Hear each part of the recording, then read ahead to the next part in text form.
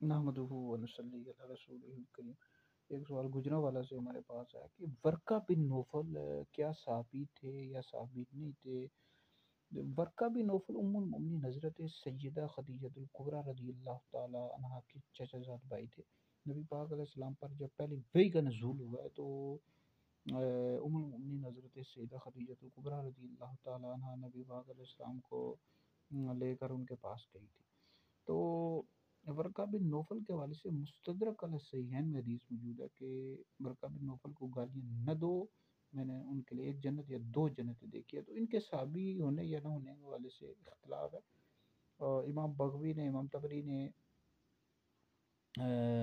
علی صاحب موجود ہے کہ ان کو صحابی لکھا ہے، اور دوسرا قول یہ ہے کہ صحابی نہیں تھے، اہل فطرت، اہل فطرت میں سے تھے، مطلب عقیدہ توحید پر قائم تھے اور مذہب عیسائیت پر قائم تھے۔